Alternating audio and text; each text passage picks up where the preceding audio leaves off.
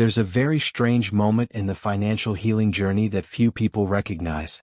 A moment where you still don't have the external results you want, your bank account hasn't changed drastically yet, big opportunities haven't appeared yet, but something profound is already different. You're no longer doing the same self-destructive things you used to do. And the most interesting part is you didn't even notice when you stopped. There was no dramatic moment of decision. There was no solemn promise to change.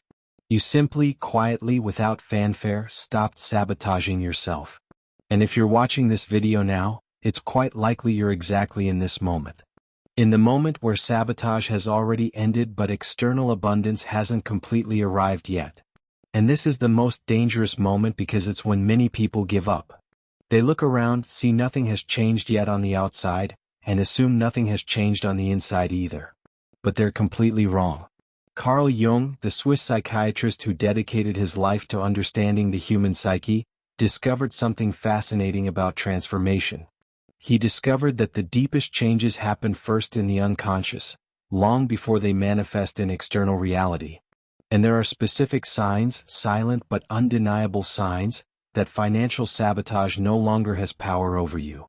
Today I'm going to show you the 5 clearest signs that you've already stopped sabotaging yourself financially even though your external life doesn't fully reflect it yet. Stay until the end because you may discover that the victory you're waiting for already began inside you much longer ago than you imagine. Before I start, I want to tell you something very important. If you're in this space between stopping sabotaging yourself and starting to visibly prosper, know that this is the hardest space to inhabit. It's the space of faith.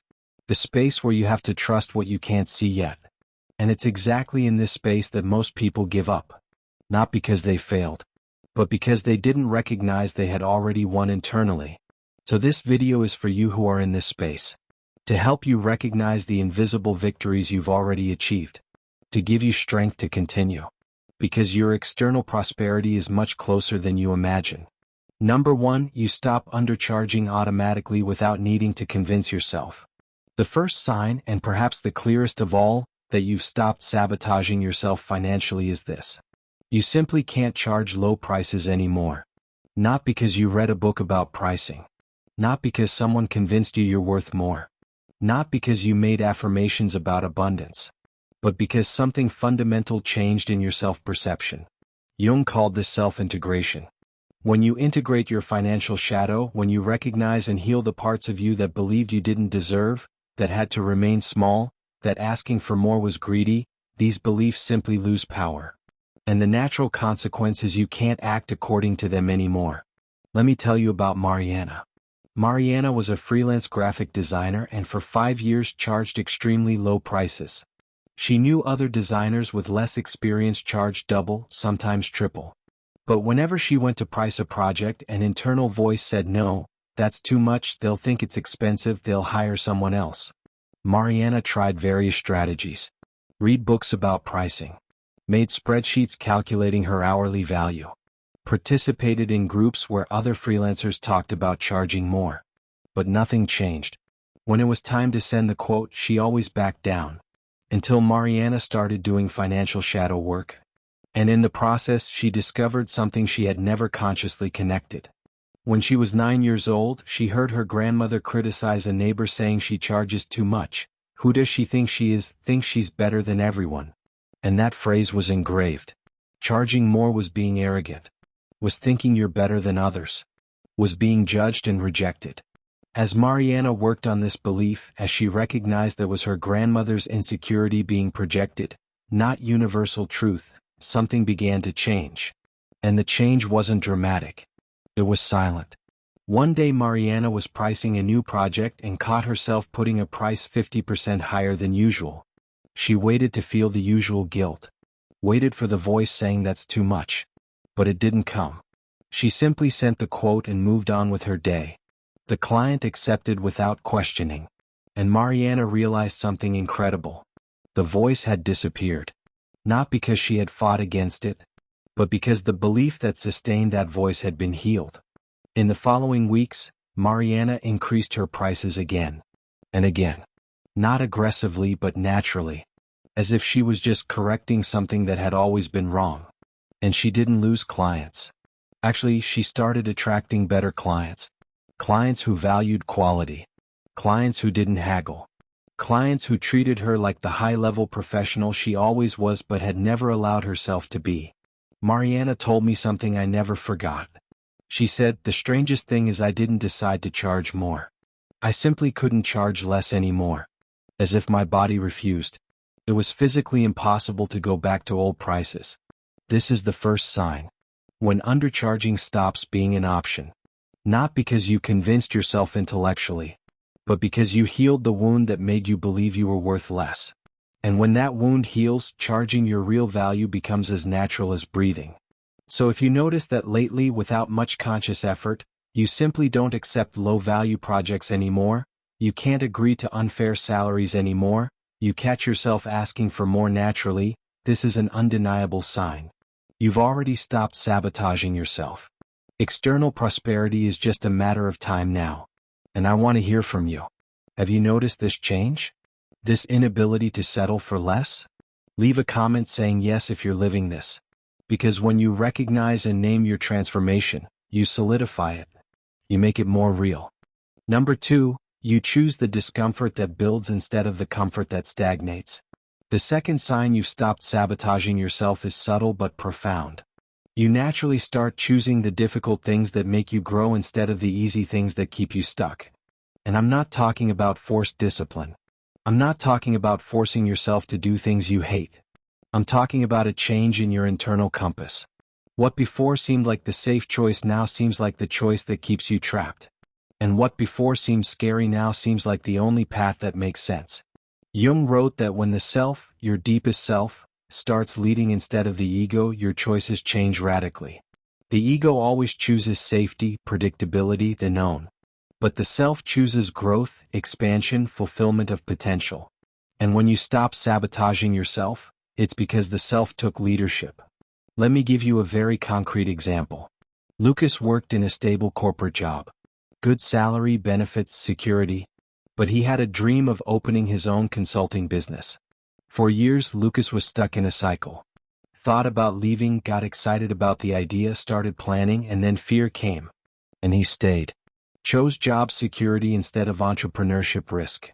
And convinced himself he was being responsible, mature, sensible. But the truth is he was sabotaging himself. Because that job, however secure, was killing something inside him. Was suffocating his potential. Was maintaining a smaller version of who he could be.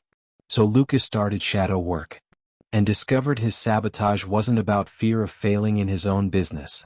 It was about fear of disappointing his father. Lucas's father had a very traditional view of success. Stable job at big company was the only respectable way to live. And Lucas, unconsciously, was living the life his father approved of instead of the life his soul asked for. As Lucas integrated this insight, as he recognized he wasn't his father and didn't need to live according to his father's values, something changed. And the change wasn't that Lucas suddenly became brave. It was that the choice to stay at the job became unbearable. What before seemed safe now seemed like prison. What before seemed risky now seemed like the only honest path. Lucas resigned 3 months later. Without having all clients guaranteed. Without having all the money saved he planned to have. Simply because staying was no longer an option. And he told me something fascinating. He said it wasn't that fear disappeared. It was that fear of not trying became greater than fear of trying. This is the second sign. When you start choosing the discomfort of growth instead of the comfort of stagnation. When you stop avoiding difficult conversations. When you start saying no to things that don't serve you even if it's uncomfortable. When you do the things that scare you because they're the right things. This isn't discipline. It's healing. It's you stopping sabotaging yourself. It's the self making decisions. And if you're making these choices lately, choices you wouldn't have made 3 months ago, know that you've already changed more than you realize. Your external life will catch up to your internal transformation soon. Number 3, money arrives and you don't immediately self-destruct. This sign may seem strange, but it's one of the most revealing. You know you've stopped sabotaging yourself financially when unexpected money arrives and you don't find ways to make it disappear quickly. Let me explain. When the financial shadow is active, when there are unconscious beliefs that you don't deserve abundance, Your unconscious develops ingenious strategies to keep you at the financial level it considers safe or appropriate. And one of the most common strategies is impulsive spending or unexpected expenses that appear every time you start accumulating money. This isn't lack of discipline. It's unconscious sabotage. It's the unconscious ensuring you remain at the familiar financial level because abundance is unknown and threatening territory. But when you heal the shadow, when you integrate beliefs of unworthiness, when you allow yourself to believe you deserve prosperity, something changes. Money that arrives stays. You don't feel that strange urgency to spend it. You don't create emergencies that consume the money. You simply allow it to stay. Let me tell you about Beatrice. Beatrice had a pattern she couldn't understand. Every time she received a larger amount, a work bonus, a well-paid project, a tax refund, within weeks that money disappeared. Not in big, obvious purchases, but in small things. A car repair that suddenly needed to be done. A health problem that appeared and required expenses. An unmissable opportunity that wasn't so unmissable. And Beatrice was confused. How was it that every time she earned more expenses appeared to balance it out? It seemed the universe conspired to keep her at the same financial level. But it wasn't the universe. It was her. Or more specifically, it was her shadow. When Beatrice started shadow work and began exploring her relationship with money, she discovered something shocking. She had a deep belief that if she had too much money, people would start asking, expecting, demanding. Her parents who lived with difficulty. Her siblings who had less. Her friends. And she wouldn't know how to say no. And would end up giving everything and being left with nothing. So, unconsciously she spent the money first. Before anyone could ask. Before she had to say no and feel guilty. It was a protection strategy. But it was keeping her poor. As Beatrice worked on this, as she learned she could have money and establish healthy boundaries, that having didn't obligate giving, that she could be prosperous and generous on her own terms, the compulsion to spend changed. The next time she received a larger amount, something different happened. Beatrice felt the urge to spend. Felt that familiar impulse.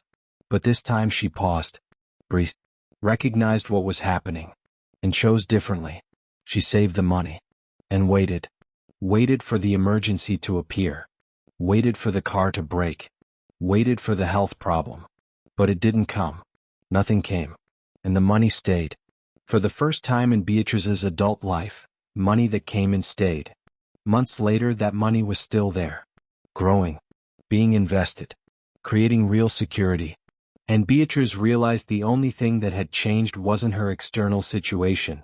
It was her internal permission to have. This is the third sign.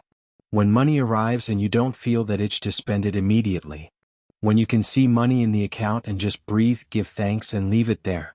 When mysterious emergencies stop appearing every time you start accumulating. This proves you stopped sabotaging yourself. And if you're living this now, if you notice money is staying for the first time, understand the magnitude of this victory. You broke an unconscious pattern that controlled you for years. Real abundance can now establish itself in your life. Number 4, you stop comparing your financial journey with other people's. The fourth sign you've stopped sabotaging yourself financially is liberation from comparison. And this liberation doesn't come from you forcing positive thoughts or pretending you don't care.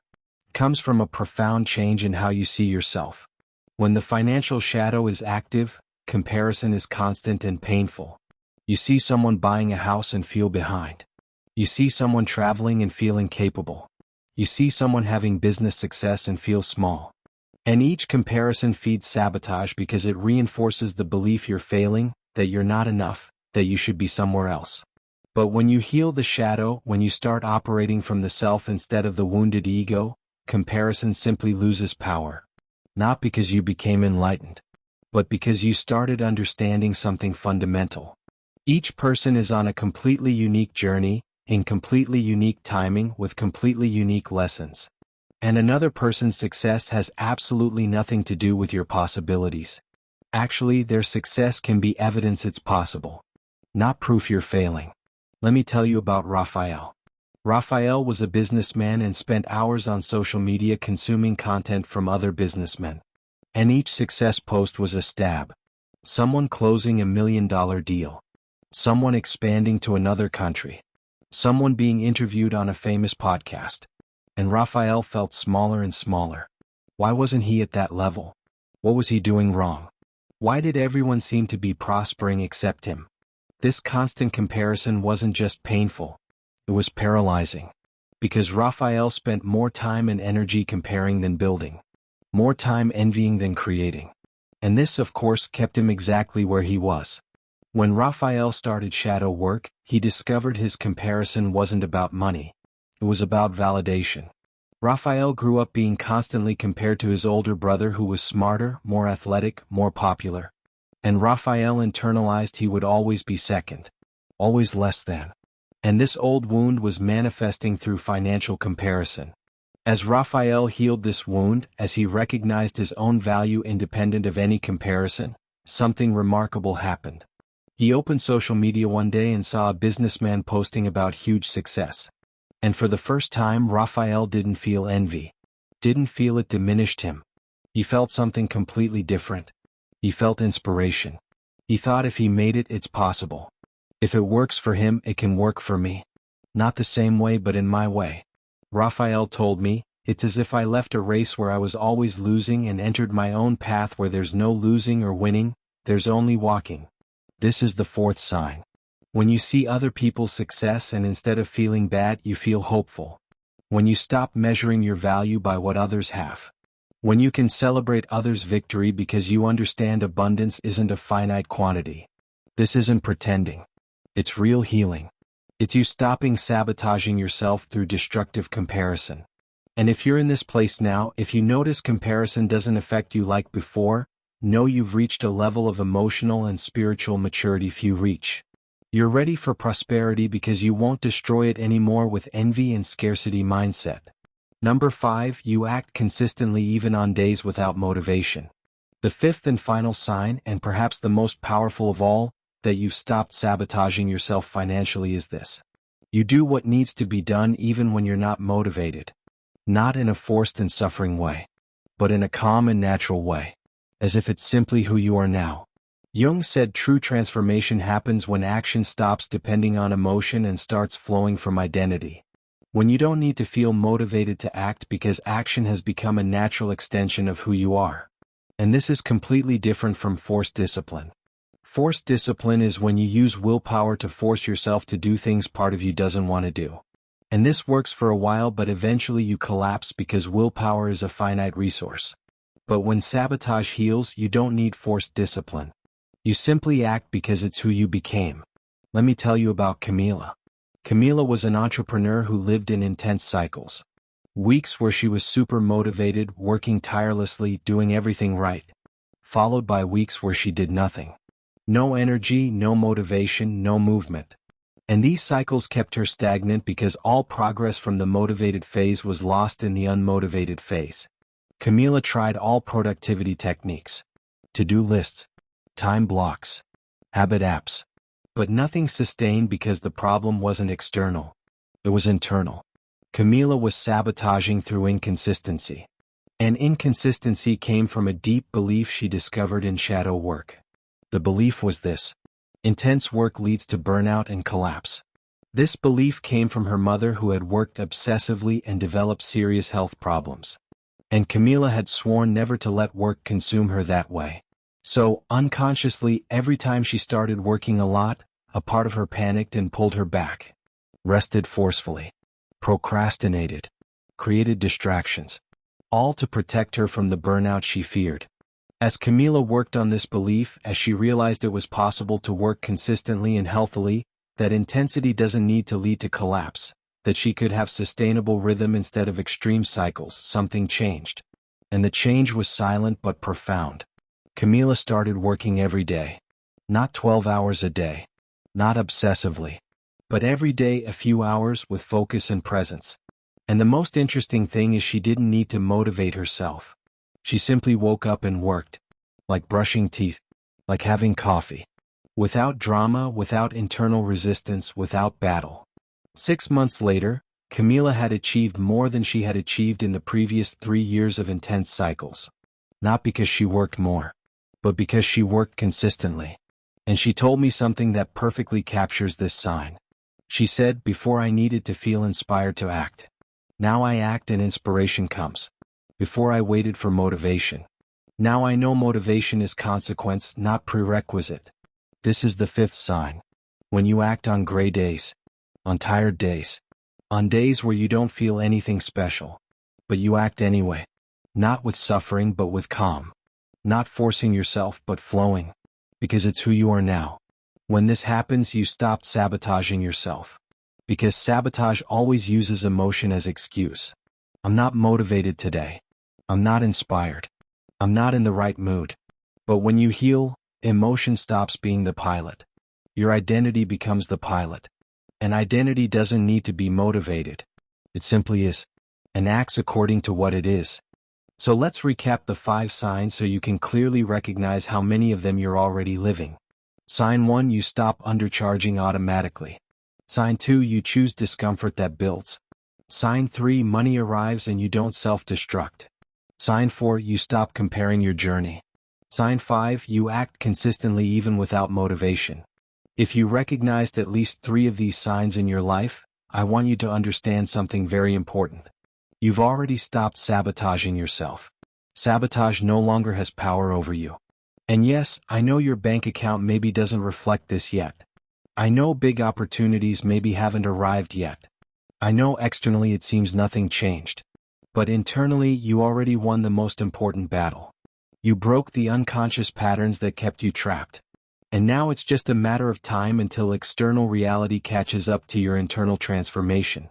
Jung said the unconscious always manifests in external reality eventually. Always.